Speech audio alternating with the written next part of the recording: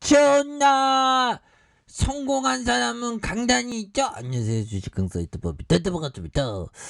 저 카카오뱅크 결국에는 대반등에 대한 모습이 겁나게 세게 나와주는 모습을 보여줄 것으로 생각을 하고요. 자, 카카오뱅크 역대 최대 순이익의 눈높이 낮아진 까다.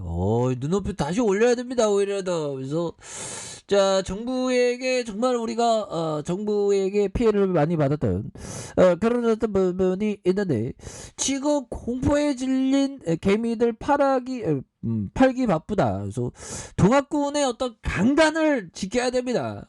그래서 항상 공포를 손안에 놓고 정말 쫄지 않는 게 굉장히 중요해요. 주식시장에 보면. 지금 뭐 러시아에서 막 어쩌고저쩌고 막 금리 인상 어쩌고저쩌고 하지만 결국에는 올해로 극복하는 그런 어떤 모습을 보일 겁니다. 보면 그렇게 해서 자, 대출 성장률 둔화와 연간 여신 성장률 하락에 대한 조정. 그래서 주담대 출시 예정이지만 주담대 대출 규모가 감소에 대한 부분, 이런 부분이 된다는 거죠. 그래서 카카오뱅크가 지난해 순이익이 2041억 원, 이거 어마어마한 거야. 보면 이렇게 돈 잘 버는데 우리도 돈 벌어야지. 보면 자, 보면 참 힘듭니다. 하지만 우리가 반드시 할 수 있다. 그래서 역대 최대 실적을 올렸다. 그래서 오히려 진건가에서 칼뱅에 대한 기대치를 낮추고 있다. 그래서 올해 가계대출 규제가 이어지면서 여신 성장률이 예상보다 좀 낮아질 전망에 있다는 그런 얘기를 해주고 있죠. 그래서 카카오뱅크의 지난해 순이익이 2041억 원을 기록하면서 역대 최대 순이익을 올렸다는 그런 점을 말해주고 있죠. 그래서 수신 잔액이 30조 261억 원으로 2020년 말 대비 6조 4,869억 원으로 늘어난 부분이 되겠습니다. 그래서 전월세 보증금 대출과 중저 신용자 고객 대상 대출도 성장을 했고요. 청년 전월세 대출이 증가하면서 전월세 대출은 4조 6,587억 원이 늘었으며 중저 신용 고객 대출 잔액이 2조 4,643억 원으로 순이자 마진은 1.98, 2020년 1.68보다 대폭 상승한 그런 어떤 부분이 되겠습니다. 그래서 이 같은 성과에서 진건가에서 카카오뱅크에 대한 기대치를 낮추고 있고요. 올해 가계대출 규제가 지속되면서 여신 성장률이 예상보다 낮아질 것으로 예상을 해서이다. 보면 조금 뭐 이건 뭐 예상치죠. 예상치인데 또 다시 높아질 수 있어. 보면 그렇잖아 형들아. 그렇게 해서 이런 점이 되겠고, 대신증권은 칼뱅의 목표가를 73,000원에서 52,000원으로 낮췄고요. 대신해서 얘기하는 게 지난해 가계대출 규제에 따라서 신용대출이 신장하면서 전체 대출 성장률이 둔화됐다. 그래서 올해 연간 여신 성장률이 23.9%로 14.8로 하향 조정하고 있다. 이에 따라서 이익 전망치도 좀 낮춘다는 그런 얘기를 해주고 있겠죠. 그래서 실제로 카카오뱅크의 지난해 4분기 순이익이 362억 원으로 시장의 예상치를 크게 밑돌았고요. 지난해 4분기 이자이익이 1875억 원으로 전분기 대비 15.3 늘면서 견조한 증강세를 유지했지만 같은 기간 비이자의 43.3%좀 감소한 119억 원을 기록한, 그래서 수수료와 플랫폼 비용이 증가하면서 부진했다는 이런 어떤 평가를 받고 있네요. 형들아, 이런 어떤 전망치에 대한 부분 뭐 보면 결국에는 이렇게 나와줘야 됩니다. 보면 실전에서는 또 다를 거예요. 보면서 자, 보면 이런 부분이 되겠고, 그래서 다시 좋아질 수 있습니다. 그래서 KB증권연구원은 칼뱅에서 대출 성장의 의미는 영업이익 경비율의 경쟁력 확보의 속도를 결정하고 기업 공개 IPO를 조달된 자금의 효율성 재고 속도를 결정하는 점에서 매우 중요한 지표라는 점을 이렇게 말해주고 있죠. 그래서 자, 이처럼 증권가가 올해 대출 성장률이 예상보다 부진할 것으로 점치는 이유는 최근 가계대출 증가의 둔화에 있어서이다. 그래서 올해 1월부터 차주별 총 부채 원리금 상환 비율 DSR의 규제가 강화에 어떤 영향이 있고요. 그래서 한국은행이 가계대출 잔액이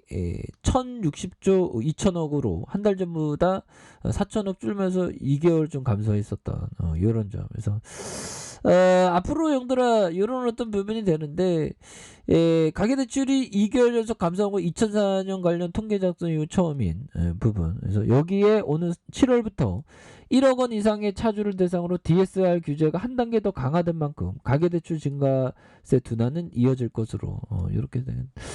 결국에는 뭐 형들아 요런 어떤 부분에서 이건 뭐 전망치에 대한 부분이니까 뭐 다시 좋아지는 순간들 반드시 오겠죠. 그리고 최근에 뭐 분위기가 굉장히 이게 심리거든요. 심리야. 결국에 심리 보면 주시장은 보면 그래서 최근에 심리가 굉장히 뭐 폭망할 것 같은 처럼 얘기하는데 누나는 깜짝 안 합니다. 뭐 러시아 어쩌고저쩌고 우크라이나 어쩌고 전쟁 나면 안 되겠지만 전장이 나더라도 좋은 기업을 잡아갈 수 있는 그런 어떤 용기는 굉장히 필요합니다. 보면 그래서 대중심리의 반응은 전염병과도 같다. 전염병. 이런 부분. 이 공포라는 전염. 이게 기스타보 르봉의 대중심리를 보면 이해가 돼. 갑자기 공포도 금방 전염돼. 보면.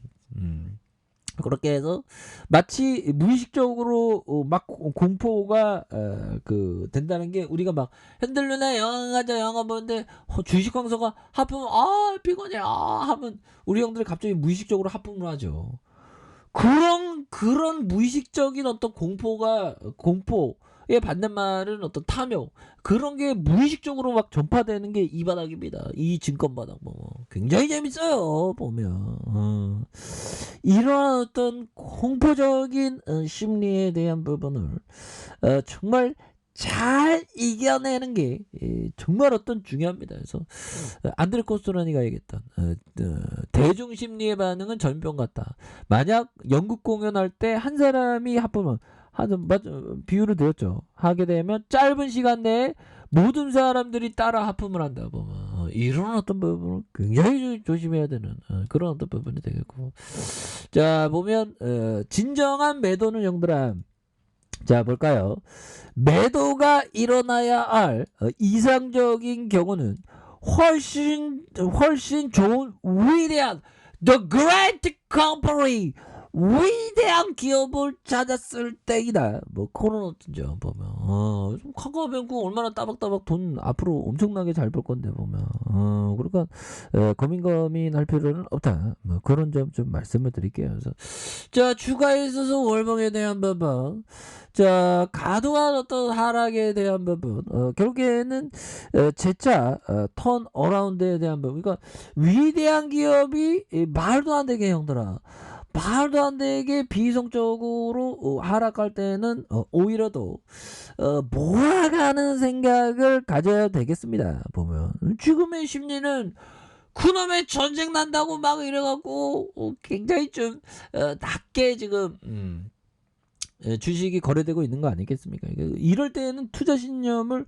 굉장히 확고하게 해야 됩니다. 보면 투자 신념을 정말 어떤 확고하게 하는 그런 게 너무나도 중요한 그런 어떤 부분이 되죠. 그래서 결국에는 우리가 반드시 승리하는 날은 반드시 온다. 뭐 이렇게 말씀드릴게요. 자 아랫카페에서 좀 확인하시고요. 자 구독하기 알림 설정까지 하셨던 분들 감사합니다. 사랑합니다. 축복합니다. 네 고맙습니다.